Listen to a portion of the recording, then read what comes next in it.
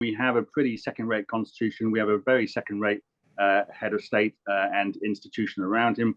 And there is a growing movement. Yes, we're still in a minority, but staunch monarchists are also in a minority. Most people don't care. And this spare row has, again, woken people up to the whole debate. And people will continue to have another look at this issue and move in that direction. So whether it will or not, I don't know, but it certainly can do. Prince Harry's popularity has fallen to a new low in recent days, according to polling by YouGov, and net favourability of the monarchy has dropped by 25 percentage points in the last 5 months since the late Queen's death. So what does the latest saga over Harry's book tell us about the monarchy in modern times?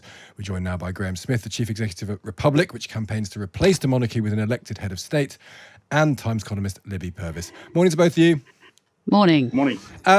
Graham, is this manna from heaven for you, this whole spat arising out of Harry, or what does it mean for people's views of the monarchy from your experience? Well, it is doing a lot of damage to the monarchy, and the problem that they have is in the past when they've had these big crises, they've had the Queen there who has been seen as sort of beyond reproach. She's been their heat shield, and she's been there long enough after these crises to sort of settle things down. That's not going to happen this time. They just have King Charles, who is implicated and who is a difficult and less sympathetic figure. William, who is very much implicated in a lot of this row. And beyond that, in terms of the principal figures, I mean, you've got the Camilla and Kate as well. But I mean, beyond that, Harry is not going away. These issues are not going away. You then have Prince Andrew, and that issue is likely to come back up again because the gagging order on Virginia Giuffre is going to expire. So yeah, this is all. It's all very unseemly and unpleasant, but I think what it does is show an awful lot of people what the monarchy is really like and what the royal household is really like, which I think a lot of people, including a lot of royal biographers, have known for a long time. But it's shining a very sharp spotlight on it, and as we've seen from the YouGov poll you just quoted, that is having a considerable effect. Libby, it's inconceivable in lots of ways that this would happen in this way if the Queen was still alive. I mean, maybe he would never even publish the book. Certainly the reactions to the book would be different. I wonder if, as Graham was saying, that this book is significant, but maybe the most significant thing to happen to the monarchy is the loss of the Queen. Yes, I think the loss of the Queen created a sort of national wobble, really. 70 very steady years. But, I just do not think that the damage is that bad. I think the amazing revelation that these people are actually human and that there are sometimes disagreements among them it shouldn't be that surprising. By the way, I don't know how much... our colleague, lost the name, has actually read of the book, but I've been reading it this morning since 6:30 because I happened to wake up early and I had downloaded it. And Charles does not come out of it all that badly. A bit, he's old. There's this kind of typical young person, slight scoffing contempt. Oh, he seems rather old, and he's a bit set in his ways and he has a teddy bear. But actually, the incredible paternal care and kindness and anxiety of Charles comes out very, very solidly in the actual book. Obviously, Camilla is disliked, but some of the accusations just don't work. I mean, the fact is, we know it has been proven that it was not Camilla that leaked this tiny detail of a conversation with Prince William. We know that didn't happen. So there's so much sort of contradiction and doubt about it, as there is in any family. And I just still think I'm still a mild, moderate monarchist. I see it as something useful, which represents the country without being political, and which represents charities for the powerless and encouraging of decent work and altruism, things like the Prince's Trust and so on. And I just think it is useful. I don't think there's any reason to abolish it. That's as far as I go, really. And this doesn't change. It's not that damaging. It really isn't that damaging. I think this is hysterical frenzy going on at the moment, but it will abate. Graham, it's an interesting point there, because if you pitch them as an ordinary family with ordinary problems, all of these things, brothers not getting on, stepmothers coming in, does that help you or hinder you? Because one side, Libby might say, well, they're just an ordinary family that we can empathise them with a bit more. It doesn't mean very much. But if they are just an ordinary family, maybe their ordinariness slightly militates against them being given this privileged position. Well, indeed. I mean, we've been told for decades that they aren't an ordinary family and that they are exceptional in many ways. They aren't and never have been. But if they are an ordinary family, why are we spending £345 million a year on them? Why do we allow William and Charles each a personal income of £22 million a year from the duchies, which is state property? Why do we allow them a whole raft of legal privileges? Why do we allow? I mean, this is a lot of personal chatter about their personal lives, and as Libby was saying, maybe Charles doesn't come across quite so awful as a father, but he has been accused. I mean, I reported him to the police myself last year, the year before, sorry.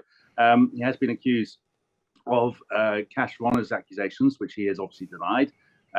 He has been accused, or certainly questions have been raised about why he receives €3 million in cash from a very dodgy individual from Qatar. He's been accused of misuse of public money, of hypocrisy on the environment. So there is the personal aspect, but there are a whole lot of other issues around Charles, which raise doubts as to whether he would be head of state. And I would say this is quite an important point, just on the narrow question of who our head of state is. I don't think that if we had a free and fair election in which there were other candidates, in which all the information was available, in which the candidates, including Charles or William, were on air having a debate, they would not win. We would vote for someone else. And we have them. The fact that we would not vote for them and yet we have them, I think, is a serious problem. And we ought to have a free and fair discussion about who we have. If you look at Ireland and Iceland and Germany and Finland, they have a grown-up system where they get to choose their heads of state, and many of them are exceptional individuals, like Michael D. Higgins, like Vigdis Finnbogadóttir, who was the first woman ever elected head of state in the world in Iceland in 1980. There are lots of these people who are inspirational, and they don't drag the country into this quagmire of petty jealousies and rather tawdry detail. I understand, but do you buy that argument, Libby? Because one thing this does seem to be, this is not a clever family, and yet they are given this power over us from a birthright. Does that matter to you, Libby? I mean, you admire cleverness. I know that you do. I find it quite difficult to accept always this thing of they're massively, incredibly privileged, and yet at the same time they're shockingly imprisoned, and it's all dreadful. We're being fed both these things simultaneously. You say not a clever family. Some of them are actually quite clever and have managed things quite cleverly and have been representative. I don't think there is a strong case for republicanism at the moment. As for the business of a vote, I mean, you may be distressed to hear that actually the majority still is in favour of retaining the monarchy. That's just whenever it's polled, that's the way it comes out. When the time comes that there is a genuine big major national democratic feeling that we don't want a monarchy, that's fine. And I think they would be willing to step away. But at the moment, we're just not in that situation. And I think Republic is a very angry organisation, it always seems to me, very, very resentful, a kind of like a kind of incarnation of Harry in a curious way. This absolute resentment. Why am I always the spare? Why am I not the king? And I just don't find this convincing. Just don't. Okay, before you go, both of you, then, Libby, you mentioned that if there was a great democratic movement, then it might happen. Will that happen in your lifetime, do you think? Will there ever be a big push to have a republic in this country? I'm older than you, Stig, and I have less lifetime than you, so ask yourself that question, or indeed ask one of your younger colleagues. I feel that it won't happen in my lifetime. I'd like to think, therefore, it won't happen in your time, Libby, because you and I will go out at the same time in many decades to come. Graham, do you think in your lifetime, will there be a republic? I think it can happen, absolutely. I think that they are in quite a lot of trouble. I think that, Republic is not an angry organisation, as Libby said. We are a pro-democracy organisation. There are lots of constitutional issues here as well, which is also becoming quite a big issue.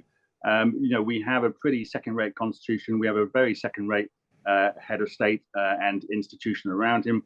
And there is a growing movement. Yes, we're still in a minority, but staunch monarchists are also in a minority. Most people don't care. And this spare row has, again, woken people up to the whole debate. And people will continue to have another look at this issue and move in our direction. So whether it will or not, I don't know, but it certainly can do. Okay, well, we'll have to leave it there. That's really interesting stuff. Thank you so much both for joining us. That's Graham Smith, Chief Executive at Republic, and the Times columnist Libby Purves. And has your opinion changed on the monarchy? Libby's view is that this isn't really going to shift anyone's opinion. Has it shifted yours? You can text us at 87222, start your message with the word Times, or you can tweet us at Times Radio.